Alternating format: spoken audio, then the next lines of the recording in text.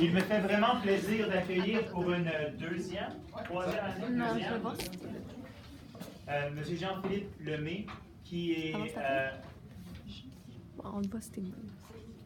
d'abord, son lien avec l'école, c'est coach de basket. Exact. Qui a aussi enseigné l'éducation physique à quelques... J'ai fait mon stage en éducation physique. Stage en éducation physique. Donc, c'est le lien principal qu'il a. Mais de ça, de cette rencontre-là à l'école, il est venu des discussions. Puis aussi, j'ai découvert, je pense par l'entremise de M. Joël, ouais. L'autre partie, de l'autre qui occupe le volet professionnel, puis même qui prend beaucoup de temps, là, même en fait, c'est que M. Lemay a créé beaucoup d'événements. Il a une entreprise où il crée des événements. Puis, pourquoi je suis content qu'il soit un des premiers conférenciers que vous recevez? C'est simple, parce que j'aimerais beaucoup que vous envisagiez la création d'un événement comme projet entrepreneurial. Pourquoi? C'est simple, parce que c'est concret. C'est quelque chose qui pourrait avoir lieu. C'est quelque chose qui se fait dans un délai relativement court. Tu es capable de boucler la boucle, tu es capable de planifier quelque chose, puis le faire réaliser pour vrai. Fait que je suis content qu'il vienne vous présenter ça et vous partager son expérience, parce que son expérience, elle est vaste, elle est ça, c'est sans compter là, toutes les implications dans lesquelles il se démarque. Là. Les rouges, j'ai commencé. Hein? Vendredi, c'est ça, vendredi. Vendredi, là, ça s'en vient. Donc, je ne sais pas si êtes-vous encore représentant de la région de Laval? Seulement. Donc, il est responsable de toute la région de Laval pour Opération Nez Rouges, en plus de tout ce qu'il fait. Là, okay? Donc, un bel exemple du temps d'entrée. Exact. Donc, voilà. Sur ce, je vous laisse... Alors bonjour, je suis vraiment content d'être ici avec vous ce midi. Je reprends un petit peu ce que M. Lauzon a dit. Donc, moi, je viens vous parler de l'événement, qu'est-ce que ça prend pour organiser un événement, puis je fais des liens aussi avec l'entrepreneuriat par l'événementiel, parce qu'en fait, ce que je fais maintenant, il y a une entreprise derrière ça, donc c'est vrai, il y a vraiment un processus entrepreneurial derrière ça. Mais à la base, j'ai toujours eu une fibre entrepreneuriale, mais j'organise des événements, j'enseigne l'organisation d'événements maintenant dans une formation professionnelle, mais j'ai jamais étudié en organisation d'événements. J'ai étudié en droit à l'université, en télévision au cégep, puis finalement j'ai terminé mon bac en éducation physique. J'ai fait mon dernier stage à Marie-Clarac pour jamais enseigner l'éducation physique. Puis je suis parti en événement tout de suite après, puis même pendant mes études, j'étais en événement, donc la preuve que quand moi j'organisais des événements puis par passion, parce que ça me travaillait en dedans, puis j'aimais ça, pour moi c'était pas travailler. Quand on suit ses passions, ben c'est jamais où la vie peut nous mener. Donc aujourd'hui, je vous parle de mon métier, mon parcours, comment je me suis rendu là, puis comment que la vie a fait en sorte qu'aujourd'hui j'organise puis je produis des événements. Qu'est-ce que j'ai réalisé comme projet? Qu'est-ce que ça prend pour créer un projet à partir du moment où est-ce que vous avez une idée, moi j'ai envie de partir d'une entreprise X ou j'ai envie de bâtir un événement, mais comment on fait pour développer comment on arrive de partir d'une idée à un projet concret? Je parle de plan d'affaires, puis je vous donne des petits conseils puis ma vision, ma philosophie entrepreneuriale. Alors voilà, moi en tant qu'organisateur d'événements, premièrement, qu'est-ce que ça mange en hiver un organisateur d'événements? Qu'est-ce que je fais au jour le jour? Souvent les gens, c'est drôle, mais tu sais, ils me demandent, hey, toi tu organises un festival, Louis-Philippe, mais ton festival il dure vendredi, samedi, dimanche, mais qu'est-ce que tu fais le reste de l'année? Tu sais, souvent les gens ils pensent pas qu'il y a beaucoup de travail derrière la mise sur pied d'un événement. Donc, je fais de la direction artistique, ça veut dire quand on bâtit, par exemple, un festival, mais qu'est-ce qu'on va proposer comme spectacle, comme animation, comme activité? Tout ça est réfléchi pour que le festivalier ou le spectateur ou le visiteur vive une expérience unique. Donc, ça prend une grande partie de mon temps de développer des programmations, développer des plans d'aménagement. Si on fait un festival, je vous parle tout de suite après de ça, de qu'est-ce que j'organise, en gros, pour vous donner une idée. Mais si on dit on fait un festival dans un parc, mais qu'est-ce que ça prend pour dire qu'on peut installer une scène là, on peut installer un chapiteau, On peut installer de l'éclairage, il faut penser à l'électricité, les accès à l'eau, les accès pour les personnes à mobilité réduite, tout ça. Donc, développer des plans d'aménagement pour accueillir les spectateurs ou les festivaliers. Développer des plans de communication, de promotion. Comment on fait? On met beaucoup de sous dans l'organisation d'un événement. On a une belle programmation, mais comment on fait pour s'assurer qu'il y a des gens qui vont venir et qui en entendent parler? Si on a beau avoir un super événement, si personne vient, au bout de la ligne, on va être déçu, puis il va y avoir beaucoup de personnes déçues. Financer un événement, puis activer. Nous, comment on finance ces événements? Souvent, j'organise des festivals. La majeure partie des événements ce qui prend le plus de montant, c'est l'organisation de festivals qui sont gratuits. Donc, comment on arrive à faire les sous avec ça? Mais en partie, des subventions, mais en partie, on active des commandites. Donc, on va aller chercher des partenaires. Je vous montre des exemples concrets un peu plus tard. On va chercher des partenaires qui s'associent. On fait de l'alliance de marque. Donc, comment eux peuvent bénéficier de notre événement pour soit vendre des produits ou se faire connaître. Puis comment nous, on peut bénéficier de ça aussi sur un plan financier, mais sur un plan qui peut être autre aussi. La gestion de bénévoles et de personnel, comme M. Lauzon disait, je suis beaucoup impliqué dans l'opération Nez Rouge pour Laval et tous les bases Laurentides. Ça débute ce vendredi, puis durant le mois de décembre, à Laval seulement, la centrale qui est située au Cosmodome, on va accueillir plus ou moins 2500 bénévoles durant un mois. Donc, le recrutement, la formation, tout ce qui entoure l'expérience bénévole, ça fait partie de mon temps. Gestion de fournisseurs, ça veut dire ça, on doit louer des chapiteaux, des toilettes, des équipements de sonorisation. Tout ça, ça fait partie de mon temps aussi. Je vous dirais, si on met ça en pourcentage, la moitié de mon temps, c'est trouver du financement, activer des concepts. Un 25% qui va être faire la direction artistique, puis développer des idées. Un 25% qui va être tout le reste des tâches. Il y a quelqu'un qui m'a dit un jour, un de mes amis, quand j'avais 19 ans, en passant parenthèse pour montrer que j'avais toujours la fibre entrepreneuriale, quand j'ai commencé à travailler dans une épicerie, j'avais 14 ans. Okay? Puis avant ça, j'ai commencé à travailler sur une ferme, j'avais 10 ou 11 ans, c'était quelque chose de plus ou moins légal, là, si on peut dire. Je ramassais les roches dans un champ, puis t'as payé 5 piastres ça fait pas si longtemps que ça, peut-être une vingtaine d'années. 5 piastres de l'heure, 5 $ de l'heure pour ramasser des roches dans un champ, puis je faisais des points, puis des longues journées. À 14 ans, je travaillais dans une épicerie. À 16 ans, j'ai fait un échange d'étudiants. Je suis allé animateur de camp de jour à Mississauga, en banlieue de Toronto. Puis, après ça, je suis retourné à l'épicerie.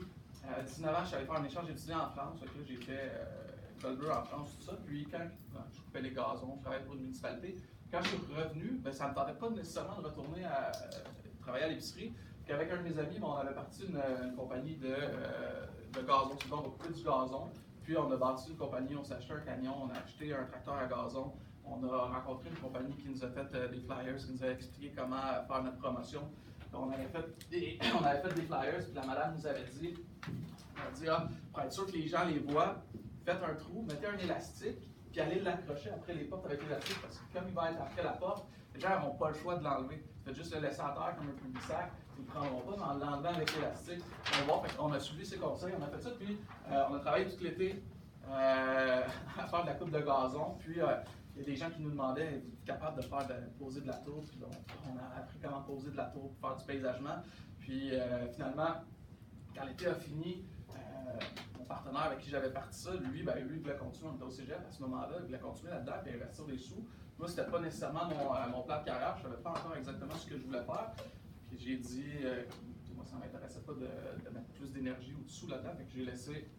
Je suis parti, j'ai vendu mes parts, puis c'est une compagnie qui, lui, a revendu, ça fait 2-3 ans encore, mais ils sont rendus avec 5-6 camions d'ompeur, ils font du paysagement, maintenant ça a changé, ça a grossi, mais bref, juste pour dire que nous, on avait envie d'avoir notre propre travail, on se l'est bâti sur mesure, fait que ça, c'est possible.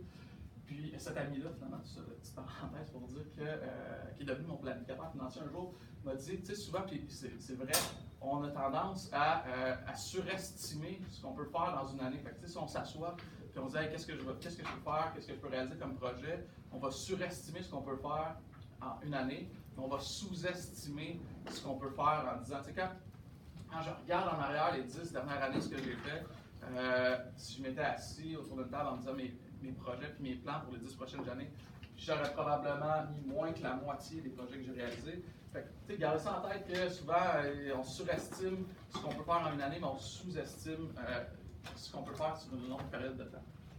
On a réalisé beaucoup de choses. Donc, les projets que j'organise un festival d'Halloween depuis, c'était la 6e édition cette année, à Mascouche, un festival frisson. Je ne sais pas pour ceux qui sont sur les médias sociaux, même Narcity qui a parlé de nous cette année. J'organise un festival international de la misère publique. C'était la 2e édition cette année, encore une fois à Mascouche. Festival de la misère publique, je ne sais pas si vous êtes déjà allé, exemple, dans le vieux Montréal, dans le vieux Québec, les artistes qui, exemple, les cracheurs de feu, les magiciens, les artistes de cirque qui vont se donner en spectacle.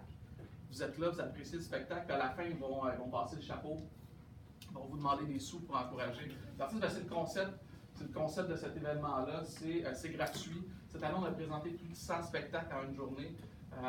Fait que les artistes sont là, c'est gratuit. Vous avez apprécié le spectacle, ils vont vous demander une contribution à la hauteur de ce que vous êtes capable de donner. C'est le concept. Ça s'appelle Chapeau Opération Nez Rouge. Est-ce que tout le monde connaît l'opération? Qui ne connaît pas l'Opération Nez Rouge ici? Ça, c'est quoi? C'est un service de raccompagnement. Dans le fond, les gens qui ont les facultés à Zatelli pendant le temps des fêtes appellent à l'Opération Nez Rouge. Ce sont que des bénévoles qui vont les chercher puis les raccompagnent avec leur propre véhicule à la maison pour être sûr qu'ils ne causent pas d'accident puis qu'ils rentrent de façon sécuritaire à la maison. Puis les gens, c'est gratuit. Ils donnent un don, puis l'ensemble de ces dons-là vont profiter à des équipes sportives ou aux jeunes dans les différentes régions du Québec. Je m'occupe depuis 10 ans d'un festival qui s'appelle Mon Festival. C'est comme ça que j'ai commencé, principalement dans l'événementiel. Un festival qui s'appelle Mon Festival, le festival culturel pour les enfants. C'est un festival culturel pour enfants. C'est pas une fête de la famille où on va retrouver des jeux gonflables. C'est vraiment quelque chose qui a une mission, un événement qui a une mission précise, qui est de favoriser l'accès aux arts et à la culture auprès des enfants. On leur offre une cinquantaine de spectacles artistiques, du théâtre, de la magie, de la danse, du chant, puis des ateliers de formation artistique aussi. Donc, on ne va pas retrouver des choses trop ludiques, comme exemple des jeux gonflables. C'est vraiment, on veut stimuler leur imaginaire. Je m'occupe. Est-ce qu'il y en a qui participent à secondaire en spectacle ici? Yes, super. Je m'occupe du programme secondaire en spectacle. C'est moi qui le chapeaute pour la région de Laval. Donc, je fais lien avec les écoles qui participent. J'organise les finales régionales. Puis, je suis le chef de délégation quand on se rend au rendez-vous par québécois. Je fais un festival aussi qui s'appelle La Fête au Petit Village. C'est un festival patrimonial traditionnel dans une rue ancestrale à Repentigny. Donc, puis, un paquet d'autres projets parce qu'au fil des années, les opportunités arrivent, puis il faut savoir les saisir. Puis je vous parle tantôt vraiment de l'importance de saisir les opportunités. Moi, au début, je faisais ça par passion. L'année après que j'ai parti d'une compagnie de gazon, je cherchais un autre emploi d'été. Puis, j'ai vu un offre d'emploi sur coordonnateur d'événements à l'événement qui s'appelle Mon Festival, le festival culturel pour les enfants à Repentigny. J'ai appliqué, puis, hasard de la vie, qui a fait que peut-être que je ne serais pas ici devant vous à vous parler d'événements aujourd'hui, j'ai eu ce poste-là de coordonnateur, c'est un emploi étudiant cette année-là. Puis, de là, tout a débouché parce que je ne savais pas qu'on pouvait, que c'était un métier pour organiser des événements. Moi, quand j'étais au secondaire, j'étais dans le comité du bal, j'organisais les parties avec les amis, puis après ça, les parties de Noël, tout ça. J'organisais ça, mais je ne savais pas qu'on pouvait en vivre. Fait que l'étincelle est venue de là, puis à ce moment-là, il n'y avait pas de permanence, il n'y avait pas d'employés à temps plein. J'organisais eux pour faire le festival, il y avait un comité de bénévoles qui engageait des étudiants l'été. Moi, je voulais continuer là-dedans. Je suis juste allé par passion, puis on a trouvé des façons de financer, on a trouvé des façons de faire grandir l'événement qui ont fait qu'un jour, je suis devenu employé quand je suis arrêté d'être étudiant, quand j'ai terminé mes études. Puis qu'un jour, je suis devenu producteur délégué, comme je suis aujourd'hui de cet événement-là. J'ai rencontré plein de gens, dont à l'époque, on avait un porte-parole à cet événement-là qui, si vous connaissez, qui est Fredo le magicien, bref. Fait du spectacle pour enfants en magie. Il était porte-parole de l'événement, puis il m'appelle un jour. Tu connais? Non? Personne? Je voudrais voir sur les internets, un super magicien. Moi, j'ai rencontré Fredo là. Il m'appelle un jour, je suis en vacances à Toronto, puis il me dit Louis-Phil, j'aimerais ça partir à un événement d'Halloween à Mascouche. Je veux le faire avec toi parce que j'ai vu comment tu travailles en organisation d'événements. Puis j'ai dit, OK, ça m'intéresse, on a regardé comment on pouvait bâtir un événement ensemble, puis on a bâti de A à Z un festival qui n'existait pas. Finalement, avoir une deuxième idée de bâtir un festival d'amuseurs publics, c'est une idée, c'est un type de festival qui n'existait pas au Québec. On a eu cette idée-là, on l'a bâti de A à Z, puis depuis ce temps-là, les gens entendent parler de nous, entendent parler de ce qu'on fait, puis nous approchent pour organiser des galas, pour organiser des événements corporatifs. L'année passée, on a fait un gros rassemblement à l'Université McGill. Puis, même récemment, depuis cette année, on a une branche d'agence. On représente des artistes de rue. Fait que dans le fond, on représente des amuseurs publics, des gens qui vont se promener en échasse, des artistes de cirque, certains magiciens. Donc, on a une branche agence qui est chapeau agence d'amuseurs publics, puis on vend les spectacles à des villes, à des clubs de golf, à des entreprises qui font des parties de Noël, des rassemblements, dans les 5 à 7, des gens qui ont fait un 5 à 7, on aimerait savoir des artistes qui se promènent en échasse, colorer un petit peu l'événement. Donc, on fait ça, mais tout ça, c'est emboîté naturellement parce qu'on a saisi les opportunités au fil du temps. Quand on a développé Chapeau, ben, les gens, naturellement, nous appellent « Hey, vous avez trouvé ces artistes-là, comment on fait pour les booker? » Puis on s'est rendu compte qu'il y avait une demande là-dedans, puis que les artistes n'étaient pas nécessairement représentés comme si vous avez les groupes de musique ou les chanteurs, plusieurs types d'agences de spectacles qui les représentent, mais les amuseurs publics n'en avaient pas. Donc on a décidé de se lancer là-dedans, puis de les représenter. Je vais t'arrêter parce qu'il faut que tu prennes ton air un peu. Là. OK. Un mot à retenir, opportunité. Partout où il était, il observait c'est quoi les besoins. C'est pas vrai que tous les besoins sont comblés. C'est pas vrai ça. Des opportunités. La deuxième chose, il s'est créé lui-même ces opportunités. Une porte qui en ouvre une autre, qui en ouvre une autre, qui en ouvre une autre, qui en ouvre une autre, qui t'amène 10 ans plus tard à avoir fait plein de choses, à connaître plein de gens. Je reviens sur un principe super important. 90% des emplois, en fait les meilleurs emplois ne sont pas affichés sur JobBoom. C'est des gens qui connaissent des gens, qui disent connais-tu quelqu'un qui pourrait, puis à un moment donné, ben, le téléphone sonne, disent j'aimerais ça te rencontrer pour qu'on en parle. Exact.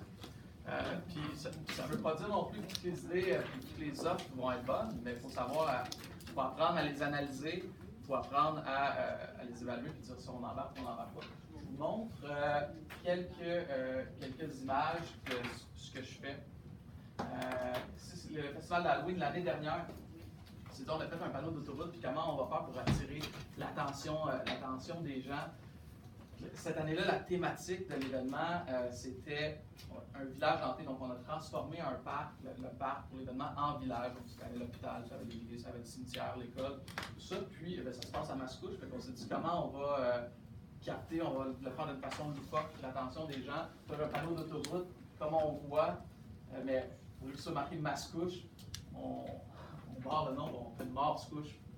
Ça a l'air facile, simple quand ils pensent, que les gens, ça va créer un petit buzz sur les médias sociaux. Puis, ça, c'était notre affiche l'année dernière. Donc, on reste dans la thématique. On voit peut-être pas bien avec l'éclairage, mais on voit le thème village. On voit que ça peut s'adresser à une clientèle assez large parce que c'est du dessin, c'est dessiné. Donc, autant familial que grand public. D'ailleurs, on a produit des marionnettes géantes illuminées, une compagnie qui vient de Colombie, d'un parcours hanté ici.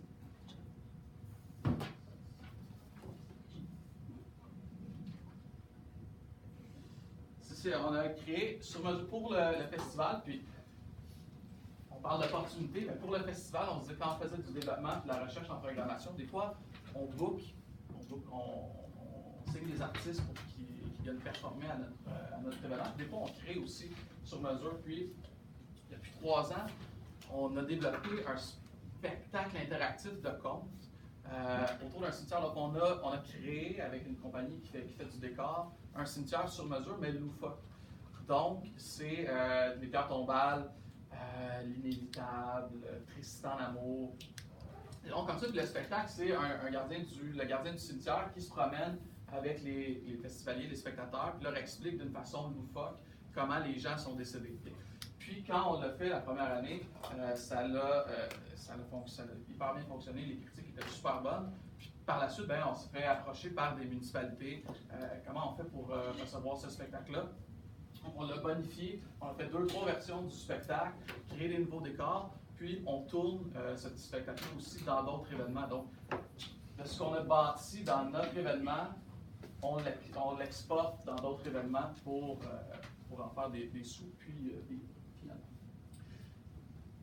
De ce concept-là, quand je vous parlais, je fais de l'activation, puis de la commandite avec des entreprises. Nous, comment on fait pour financer un événement? On va approcher des entreprises, puis on va essayer de faire de l'alliance de marque. Souvent, il y a des gens vous avez peut-être entendu le terme commandite. Souvent, une entreprise va donner des sous, on va offrir une visibilité en retour. J'aime pas trop utiliser le terme commandite, j'aime mieux, parce que ça fait un petit peu comme si on a vraiment besoin de sous, puis on calque, mais c'est plus, j'aime mieux parler d'alliance de marque. On va utiliser notre image, puis ce qu'on représente, puis nous, on va utiliser ce qu'ils peuvent nous offrir aussi pour faire un maillage intéressant.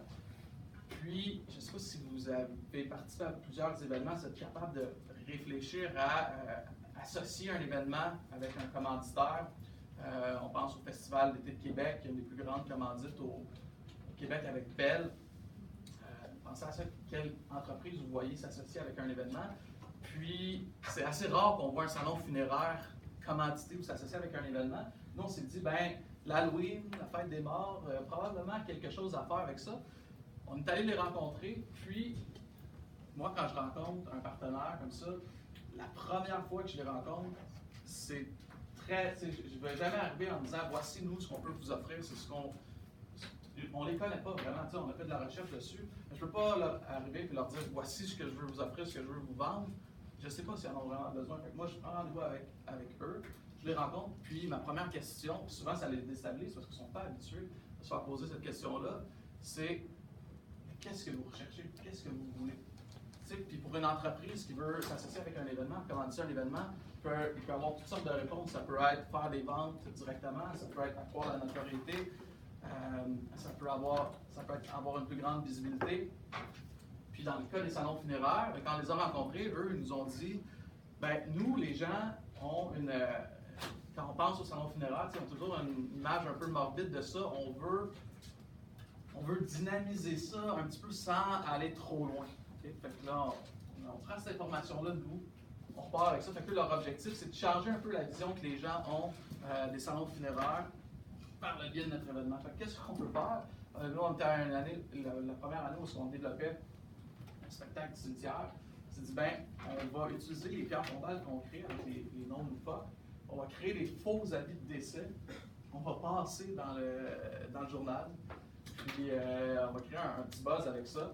Puis on va inviter les gens à venir assister au spectacle par le fait même. Puis au fil des années, ça fait 3 ou 4 ans maintenant qu'on a commandé ce projet-là, on a une exposition de faux avis de décès aussi qui sont illuminés.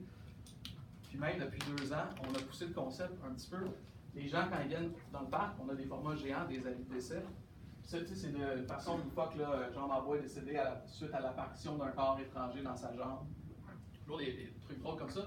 Mais maintenant, depuis 2 ans, les gens peuvent venir au festival, puis avec une application mobile, scanne l'avis de décès, puis le personnage va sortir dans votre téléphone et va vous expliquer en vidéo comment il est décédé d'une façon loufoque.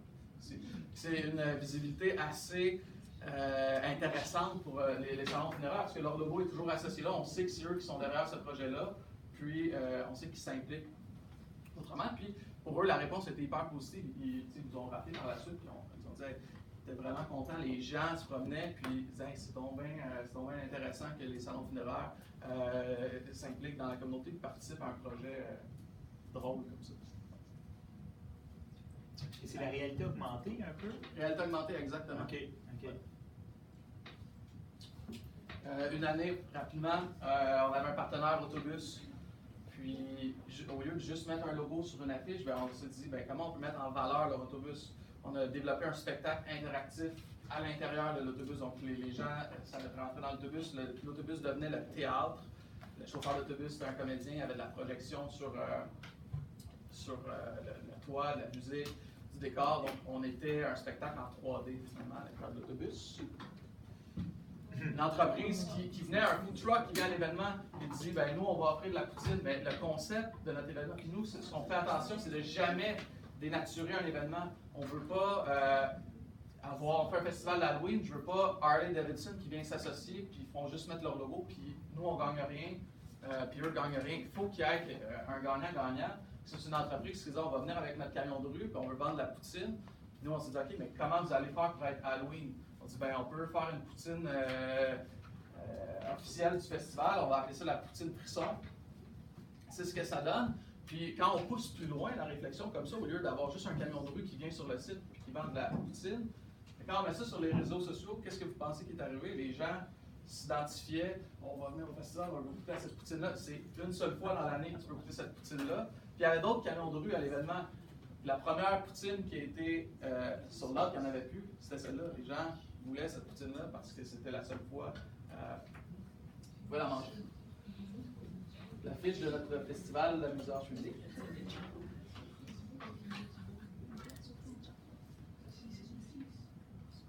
Festival d'amusage public l'année dernière. Cette année, j'ai une vidéo que je pourrais faire suivre, on a tourné. On essaie toujours d'être original, de faire des choses que les gens n'ont jamais vues. Festival d'amusage public cette année, puis je vous ferai suivre une vidéo.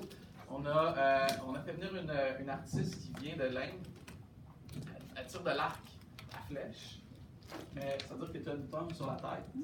Puis elle tire de l'arc à flèche, mais avec ses pieds. Mais pendant qu'elle est en équilibre sur ses mains. Puis la flèche est en feu. Ouais. As-tu essayé? As-tu essayé la pomme? Moi, je ne l'ai pas essayé. Elle a tiré sur quelqu'un du public. Elle a atteint. La pomme. La pomme. La soie. Une dernière petit exemple d'activation de commandite, avant d'aller plus dans l'entrepreneuriat en général. Desjardins, une année, voulait s'impliquer au festival culturel pour enfants. Je vous parlais, puis comme, encore une fois, l'idée c'est de jamais dénaturer l'événement. Je ne veux pas juste un kiosque de Desjardins qui vont donner des crayons, puis il n'y a aucun lien avec l'événement. Donc eux voulaient s'impliquer, voulaient commanditer une activité. Puis, je ne sais pas si vous avez eu l'occasion, il y a environ 4 ou 5 ans, lorsqu'on a développé ce projet-là, de voir des publicités de Desjardins. À ce moment-là, Desjardins faisait des publicités avec les noms de famille de membres. Donc, tu avais des publicités sur le web, à la radio, puis à la télé. C'était exemple, Lemay a acheté son hypothèque avec Desjardins, il est content. Lauson a pris son prêt étudiant avec Desjardins, content. Nous, on parle de ça, puis on dit qu'est-ce qu'on peut faire avec ça, créer un jeu, ben, le bon vieux jeu Kies, le Guess Who, on a créé un Kies aux couleurs des Desjardins avec ce branding-là, puis les noms. On a utilisé des noms en lien avec l'histoire de Desjardins. Alphonse qui a créé la Caisse Desjardins, tout ça. On avait un jeu, une activité concrète, artistique, culturelle pour les jeunes, puis Desjardins avait une visibilité super en lien avec ce qu'il faut. Moi, une image qui me parle beaucoup, okay, parce que quand on parle, oui, c'est vrai qu'on peut créer quelque chose de zéro. Apple, Google, Amazon, Disney, Harley, puis même Nike, tout ça, c'est les vrais garages, c'est des vraies photos, ça partit dans des garages ou dans des sous-sols de maisons. L'idée, fait penser à comment, puis des fois, en peu de temps, comment ça peut devenir hyper grand. Puis, je fais un lien avec ça sur le plan d'affaires, parce que vous allez entendre parler de plan d'affaires, vous allez possiblement créer un plan d'affaires. Le plan d'affaires, c'est important pour savoir si un projet est viable au début. On fait un plan d'affaires, on évalue les dépenses, puis ce qu'on prévoit aller chercher comme sous, puis le marché en tant que tel, est-ce qu'il y a des gens qui peuvent acheter notre produit ou venir consommer. Ça nous donne une balise de départ à laquelle on doit et on peut se référer. Mais au-delà de ça, il faut savoir saisir les opportunités, parce que la pire erreur avec un plan d'affaires, c'est de se dire « Ah, ben non, je ne peux pas faire ça parce que je ne l'ai pas écrit dans mon plan d'affaires. » Dans ma première analyse, je ne l'ai pas inscrit dans mon plan d'affaires. Donc, cette idée-là, je la passe. Si Amazon, au début, ce qu'ils faisaient, eux autres, lui, c'était... ils voulaient réinventer le monde des librairies. Ils disaient, on va vendre des livres sur Internet, on va développer une plateforme, les gens vont commander un livre, puis on va leur expédier. au lieu de se rendre en librairie. Mais si Amazon s'était fié à son plan d'affaires de départ, qui était ça, puis qui a très bien fonctionné, ben aujourd'hui, ce ne serait pas devenu l'entreprise qu'on connaît qui vend de tout. Tu sais, un jour, il a vu que sa plateforme, au-delà de vendre des livres, pouvait vendre autre chose. S'il m'a essayé, il a vendu autre chose. Puis même maintenant, il réinvente le système de livraison puis poste à domicile. Si Apple, qui à la base créait des ordinateurs, s'était dit, ben nous, on fait que créer des ordinateurs, puis il n'avait pas saisi des opportunités comme celle du téléphone, comme celle du iPod, avant même celle du téléphone, ben le monde ne serait pas pareil aujourd'hui. Juste penser quand une opportunité se présente, de l'analyser puis de la saisir. Puis c'est un petit peu ce que je fais aussi quand, puis je pense, ma vision en ce moment de l'entreprise qu'on a bâtie, qui par ailleurs s'appelle Cellule Créative. Moi, ma vision puis mon souhait, c'est que dans les 5 prochaines années, la branche agence de l'amuseur public devienne le créneau principal de l'entreprise, au-delà de la production de certains festivals. Tout ça est venu par le hasard des opportunités. Puis si on pense, c'est un petit peu moins glamour de penser à ça aujourd'hui, mais il y a une belle relève en ce moment. Mais le festival Juste pour rire, à la base, ben, oui, il y a eu le festival, mais ils sont devenus une agence. Eux ont saisi l'opportunité de représenter des humoristes qui n'étaient pas représentés, puis ben, vendaient et représentaient les spectacles de plusieurs humoristes notoires. Moi, ce que je pense toujours, j'ai 2 triangles à vous présenter, puis c'est des triangles auxquels je me réfère toujours. Okay? Dans la vie, pour développer un projet, pour créer un projet, vous avez soit besoin de temps, soit besoin d'argent, soit besoin de ressources humaines, de personnes pour vous aider à créer et développer votre projet. Ça vous prend 2 des 3 points du triangle pour bâtir un projet. Et donc, si vous dites, moi je veux bâtir un projet, mais j'ai pas d'argent, j'ai pas de sous à investir dans mon projet, ça ne fonctionnera pas, bien, ça peut fonctionner votre projet. Si vous avez du temps, si vous êtes prêt à investir massivement de votre temps là-dedans, vous avez des gens qui peuvent vous aider. Un super exemple, quand on a parti la première année le festival d'Halloween, qui s'appelle le Festival Frisson, on avait besoin de faire un site Internet pour faire la promotion de l'événement. Puis un bon site Internet avec du référencement qui, quand on fait une recherche sur Google, va sortir, ben ça coûtait plusieurs milliers de dollars à l'époque, et encore aujourd'hui. On partait de projet, on n'avait pas les sous pour faire ça. Fait que ce que j'ai fait, j'avais du temps, puis j'avais des gens pour m'aider. J'ai passé des heures, et des heures, et des heures, et des nuits à regarder des vidéos, à apprendre comment coder sur Internet. J'avais rencontré des gens que je connais qui m'ont expliqué. Puis c'est moi qui ai bâti le premier site Internet de Frisson, ça a coûté $0. Parce que j'avais du temps, j'avais des ressources humaines, j'avais des gens qui pouvaient m'aider. Pensez à ça, puis le contraire est vrai aussi. Si vous n'avez pas de temps, mais vous avez de l'argent, puis des gens engagés ou qui peuvent vous aider, ça va fonctionner aussi. Bref. Et un autre triangle hyper intéressant qui explique pourquoi on fait les choses dans la vie. Encore une fois, ça prend 2 points sur 3, donc soit du plaisir, de l'argent ou développer des opportunités. Et ça veut dire que si, moi, quand je travaillais à l'épicerie ou quand je ramassais les roches, c'est le meilleur exemple, quand je ramassais les roches à 12 ans dans un champ, je peux vous dire que j'avais pas beaucoup de plaisir à faire ça, mais ça me donnait des sous à cet âge-là, puis c'était rare les occasions pour moi de faire des sous là, quand on a 12 ans. Puis, ben, au-delà de ça, moi, je me disais, ben, quand je vais arriver pour avoir un prochain emploi, un vrai emploi, quand je vais avoir 14 ou 16 ans, ben, je vais pouvoir mettre ça sur mon curriculum vitae, puis ça va me donner des opportunités. J'avais de l'argent, puis des opportunités. Pas de plaisir ici. Des fois, on va accepter un emploi qui va nous donner un petit peu moins de sous, parce que ça peut nous donner des possibilités d'avancement ou parce qu'on a beaucoup de plaisir à le faire. On saisit quand on accepte d'embarquer dans un projet. Juste arrêter de faire une petite photo là-dessus. Là.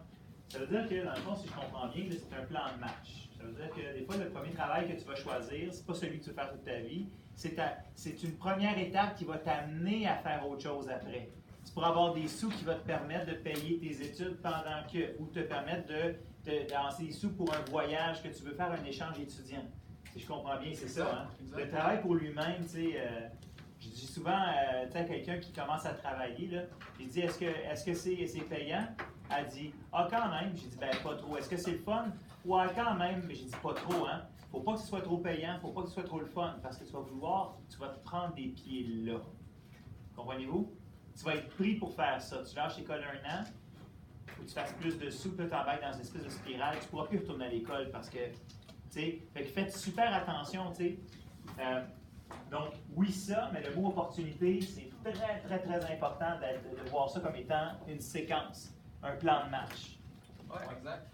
Puis, entre opportunité et plaisir, on pourrait remplacer parfois opportunité par reconnaissance aussi, parce que, tu sais, au-delà du travail, ça peut s'appliquer à tout ce qu'on fait, dans la vie. Par exemple, je vais faire du bénévolat à l'Opération Nez Rouge.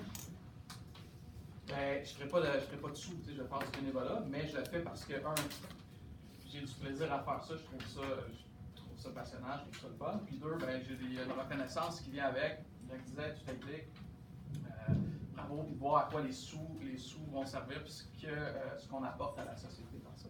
Est-ce que tu as rencontré des gens par Nez Rouge qui t'ont offert des opportunités, qui t'ont donné des opportunités plus professionnelles? Oui, plusieurs que j'ai refusées, mais oui, c'est sûr. Ils t'ont vu aller, ils t'ont vu travailler, ils ont vu le plaisir que tu avais, puis les raisons pour lesquelles tu les faisais. Puis ils ont dit, OK, t'es le genre de personne qu'on voudrait avoir avec nous dans notre entreprise, qui n'a peut-être pas de rapport avec ce que tu faisais. Oui, exact. Bien, surtout, puis ça me donne aussi l'opportunité à Nez Rouge.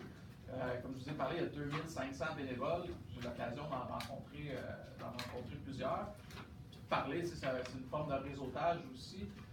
Quand on parle de qu'est-ce que tu fais comme travail dans la vie au-delà de ça, les festivals, les événements, ça engendre beaucoup de Réseautage.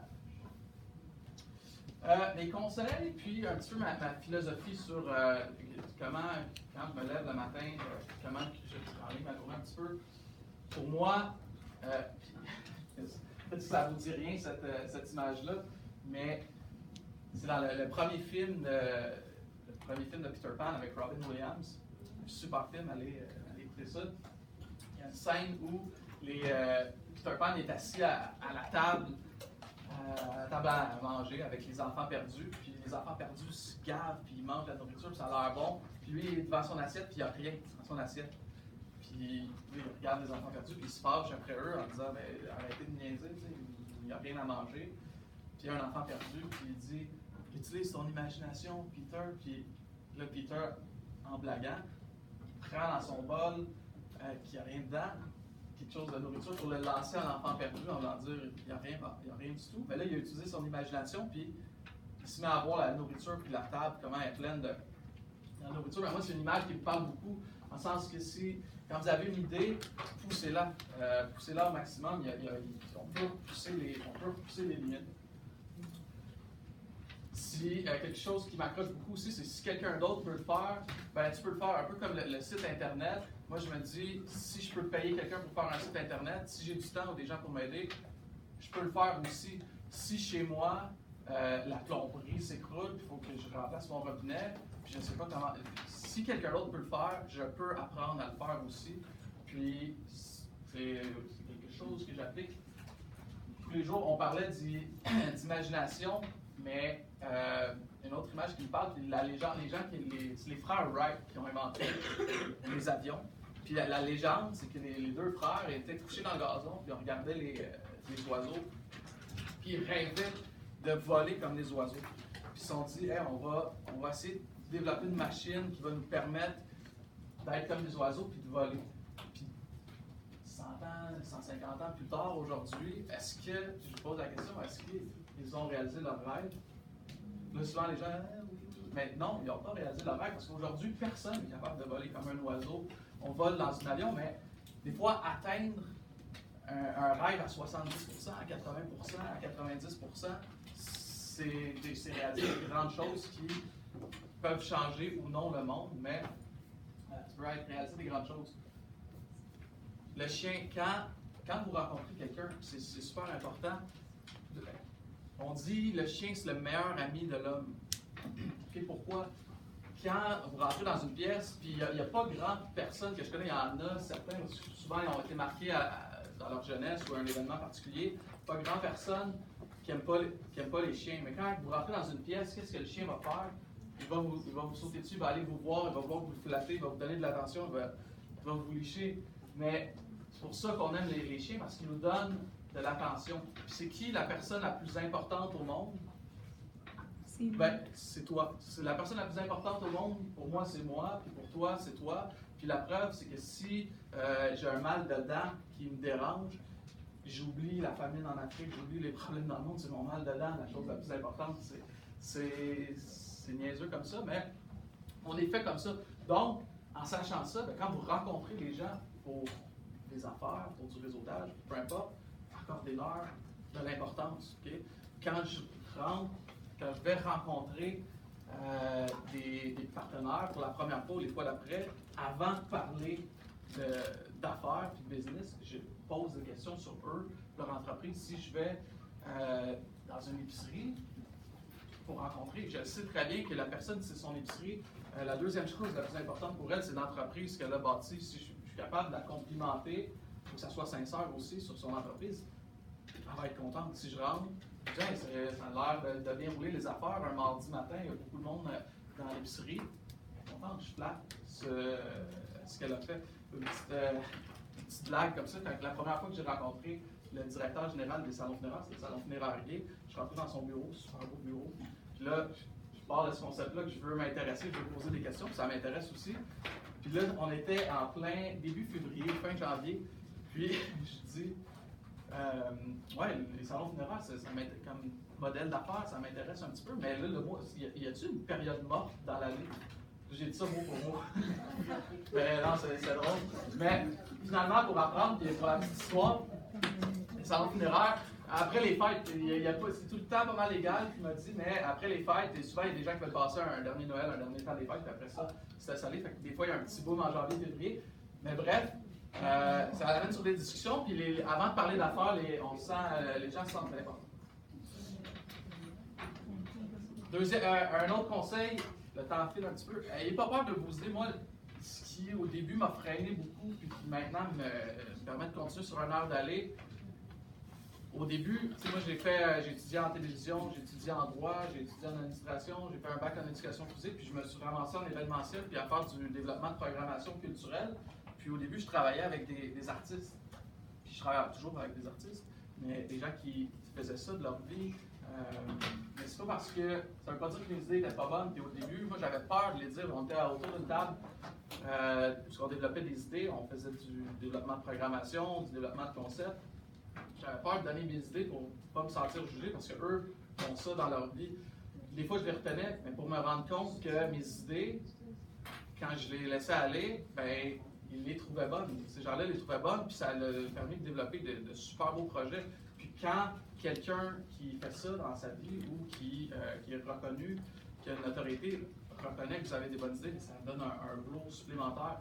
Puis aussi, si jamais ça vous arrive, puis vous commencez comme ça, en lançant une mauvaise idée que quelqu'un n'aime pas, tu sais, ils sont pas tous bonnes les idées. Moi, j'en ai des fois j'en ai des mauvaises, des fois j'en ai des très mauvaises. Puis il faut apprendre des fois à laisser aller nos mauvaises idées, puis à être d'accord avec ce que les autres disent.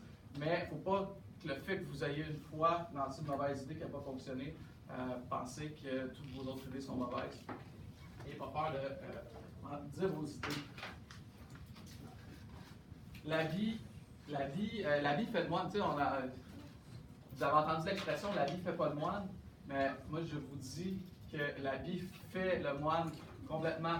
C'est-à-dire que si vous vous présentez pour une entrevue, pour un travail en événementiel, disons, puis vous arrivez en sandales, en short, avec un chandail déchiré, pour moi ça passe pas. Si je reçois un CV, les cas on engage 5, 6, 7 étudiants qui vont travailler sur nos projets pour coordonner tout ça. Je reçois un CV, mais un CV qui a de la couleur, qui a une belle mise en page, ça change quelque chose. Si vous avez fait une présentation aujourd'hui, pas d'image, juste un document Word, avec pas de changement de type de caractère, de taille, de type de police, ben, vous auriez un petit peu jugé ma préparation, vous auriez jugé ma présentation. Fait que ce que vous présentez a un impact majeur pour deux entreprises égales qui ont le même projet, qui viennent faire un pitch de vente. Ben, peu importe si les forces sont égales, ceux qui vont avoir la plus belle présentation risquent de gagner l'opinion des juges. Et il nous reste quoi, 5 minutes? 3 minutes? 6? Ah, parfait. Autre conseil, lisez, informez-vous. Okay. Vous allez à l'école, vous avez l'opportunité, il y a des tonnes d'informations qui vous pendent au bout du nez chaque jour. Poussez ça plus loin, puis le jour où vous allez avoir terminé les études, ou si vous changez de domaine complètement, continuez d'être passionné, puis de vous informer, d'aller lire des histoires d'entrepreneurs, d'aller lire sur peu importe ce qui vous passionne, mais continuez de cultiver votre imagination et de voir ce qui se fait ailleurs. Puis, moi, mon père fait du développement immobilier. Ça n'a pas extrêmement rapport avec ce que je fais dans la vie, mais il est beaucoup, très, très, très impliqué dans la communauté. Il est président de fabrique, il fait la fabrique, c'est ceux qui gèrent l'église, le presbytère, tout ça. Donner du temps à Saint-Vincent-de-Paul, à plusieurs causes. Puis un jour, nous, on habite dans un petit village qui s'appelle Épiphanie, puis il s'est fait approcher pour être le président des fêtes du 150e, qui lien avec ce que je fais dans la vie, de l'événementiel. Puis il était dans une période de sa vie extrêmement occupée. Puis ils l'ont approché pour ça, puis il avait envie de refuser en disant ben, je n'ai pas le temps, mais pour lui, ce qu'il pense, ce qu'il m'a transmis, c'est que quand on n'a pas de temps, on a toujours du temps. On va trouver une façon, tu sais, c'est dit. Puis il s'est aperçu qu'au moment les plus occupés de sa vie, c'était là qu'il avait bizarrement le plus de temps à redistribuer de façon inexplicable. Donc, tu sais, si vous dormirez plus tard, vous serez des problèmes, vous allez chercher de l'aide, mais on a toujours du temps pour développer des projets si la passion nous. J'ai terminé, je parlais vite. Si vous avez des questions, ça me ferait plaisir. Je peux parler des événements encore. Si vous avez des questions, ça me ferait plaisir d'y répondre sur mon parcours ou sur la vie d'entrepreneur en général. Sinon, je propose qu'on les deux tables du fond, ou au moins celle du centre, là, on la décolle puis qu'on écrive au tableau des mots qui représentent bien ce que vous avez entendu ou ce que vous aimeriez qu'on retienne. Pourriez-vous tirer la table? Sophia, peut-être juste tirer la table un peu. On peut circuler. Allez-y, prenez une craie, allez écrire un mot qui...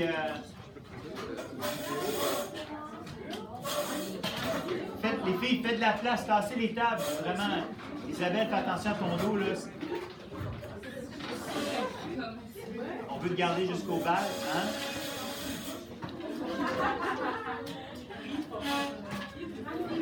Peut-être trouver le numéro d'accord. Sur la page.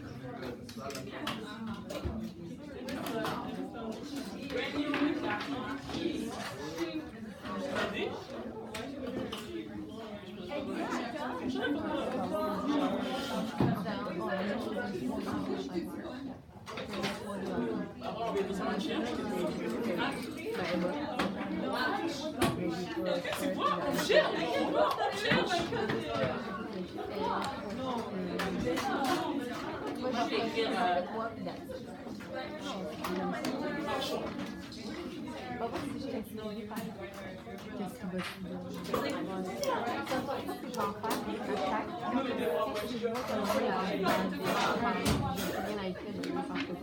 Retour sur l'émission magique, c'est ça? Oui, exact. Moi, je pense.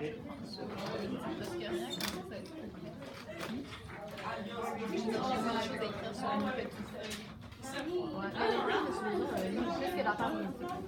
Les filles, pendant que j'y pense, demain à 11h30, Sœur Jacinthe cherche quelqu'un pour aller prendre des photos pour une commémoration officielle, une plaque qui va être inaugurée pour le centre de soins palliatifs. De l'autre côté, je cherche quelqu'un pour aller prendre des photos. Je ne sais pas où vous êtes demain à 11h30. OK? On a besoin de tonnes de monde.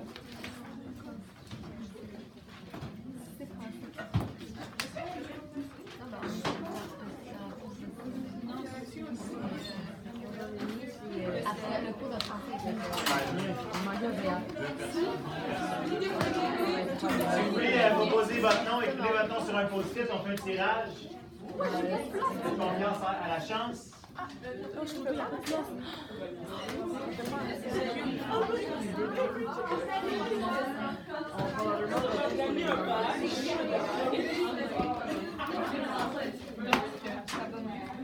nom par papier, puis je fais le tirage.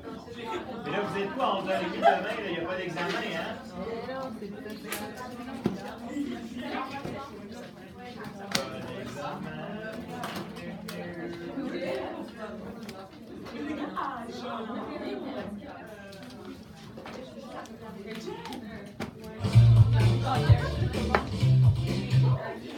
Notre vidéo de cette année de l'édition du Festival de la misère publique.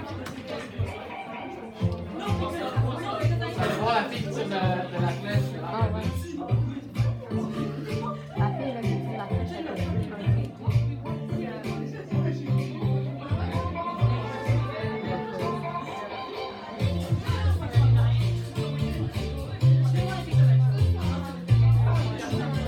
Ah ouais. Elle qui tire de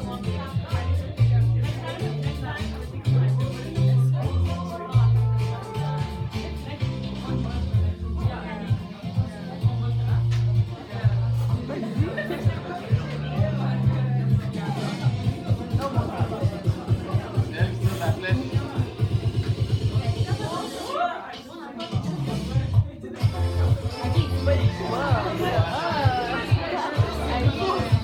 Elle l'a déjà fait avec des filles.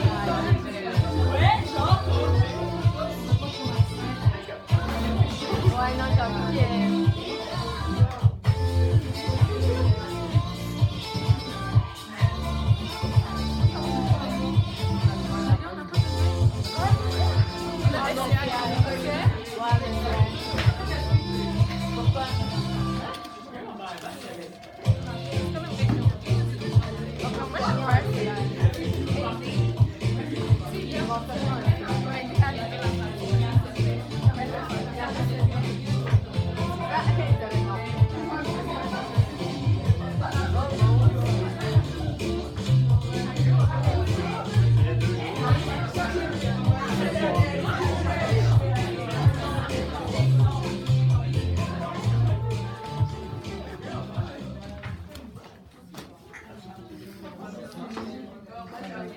Allez.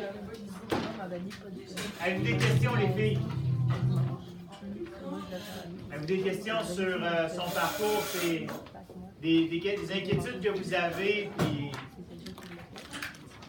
Ben, c'est facile de regarder quelqu'un comme ça après plusieurs années, tu sais, puis de se dire, waouh, c'est impressionnant, machin, mais il a déjà eu votre âge, hein? Puis il s'est déjà posé des questions, hein? T'sais, la première chose que je leur demande aux conférenciers, conférencières, c'est qu'est-ce que tu aurais aimé entendre quand tu avais 16-17 ans, t'sais, pour être capable de mieux faire des choix. En fait, dans la vie, on ne prend jamais de mauvaises décisions, vous le savez, hein? On ne prend jamais de mauvaises décisions. On prend la meilleure décision avec les informations qu'on avait. Oui, il y en a qui vivent un peu dans le déni, là, qui font comme les choses n'existaient pas, là. Mais de toute façon, le but, c'est que vous ayez le plus d'informations possible pour être capable de faire des choix éclairés, des choix professionnels, des choix de carrière, des choix de parcours. Puis trouver aussi toujours comment rebondir. Des fois, on reçoit une mauvaise nouvelle, ça vient nous impacter. Avoir un impact négatif sur nous, mais comment vous pouvez grandir de ça? Moi, je me rappelle que quand j'ai commencé, j'avais fait, exemple, après 3 ou 4 ans d'événementiel, je voulais, parce que je ne savais pas que j'allais réussir à vivre et bâtir une entreprise. Puis mon plan à ce moment-là, c'était de rentrer dans une municipalité pour travailler aux événements dans une municipalité, parce qu'il y avait des bonnes conditions de travail, puis c'était un emploi, c'était sécuritaire, puis c'était dans le domaine que ça me passionnait. Puis que j'avais 24-25 ans, je me suis rendu en entrevue pour devenir chef de section culture événements à la ville de Repentigny. J'ai passé l'entrevue, j'étais déjà impliqué là, fait que j'avais un bon sentiment J'allais la voir, puis après l'entrevue, j'étais certain, 100%, les 90% et 95% que j'allais avoir l'emploi, que je me visualisais déjà dedans. Puis, je ne l'ai pas eu. Okay? Au début, ça m'a fait. Puis je me disais, ah, il va y avoir quelque chose d'autre qui va venir pour moi. Puis aujourd'hui, la ville de Repentigny, j'ai vraiment pas envie d'aller travailler dans une ville. Maintenant, ce que je fais, ça me passionne. Puis je veux continuer de faire grossir l'entreprise. Mais il m'appelle pour engager des artistes que je représente puis développer des projets. Ça va être le 350e anniversaire de la ville l'année prochaine. Il m'appelle pour développer des événements en lien avec ça. Fait que, finalement, j'y reviens d'une autre façon, puis une façon qui m'intéresse beaucoup plus finalement, puis qui m'offre une plus grande liberté. Fait que savourez quand ça fonctionne, félicitez-vous, tapez-vous dans le dos, dire « Wow, j'ai atteint mon objectif » ou « J'ai atteint le minimum de ce que je voulais faire ». Puis des deuils, vous allez en vivre. Là. Puis je ne parle pas des deuils perdre un être cher, là. Je ne sais pas comment il s'appelait, là, Jean Bamboux. Jean Bambois. Mais vous allez vivre des deuils, vous n'allez pas avoir ce que vous voulez, vous allez soumettre votre candidature pour quelque chose, mais abandonnez pas, là. OK? Tu sais, combien de fois, Thomas Edison a essayé de créer l'ampoule? 1000 fois, tu sais. Puis c'est la 1001e fois qu'il a réussi. Fait que pensez pas que, tu sais, une fois sur 10, vous allez réussir. Mais il faut essayer 10 fois pour vivre la réussite ou le succès. T'sais. Puis ça, c'est dans tout dans la vie, là.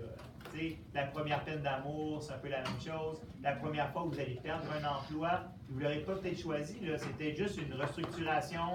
Ben, tu sais, il faut toujours un plan B, une étape. Qu'est-ce qui s'en vient après, tu sais? C'est une façon d'avoir le sentiment qu'on contrôle un peu plus sa vie, tu sais, au lieu qu'on vive les... C'est les gens qui décident pour nous. Une question? Le confort, c'est attirant. Hein? Travailler pour une ville, c'est travailler pour un gouvernement. Vous allez en entendre parler dans votre cours d'éducation financière. L'employeur de choix, c'est travailler pour un gouvernement. Une ville, c'est un gouvernement. Une province, c'est un gouvernement. Un pays, c'est un gouvernement. C'est des gens qui ont des bons salaires, des bons avantages sociaux. T'sais. Je travaille pour un gouvernement, j'ai des super bons avantages sociaux. Mais c'est pas tout, là. Tu peux te blaser, tu peux être triste, même si tu as le plus gros salaire au monde, ou les meilleures conditions. Un grand merci. On met les tabourets avant de partir, s'il vous plaît.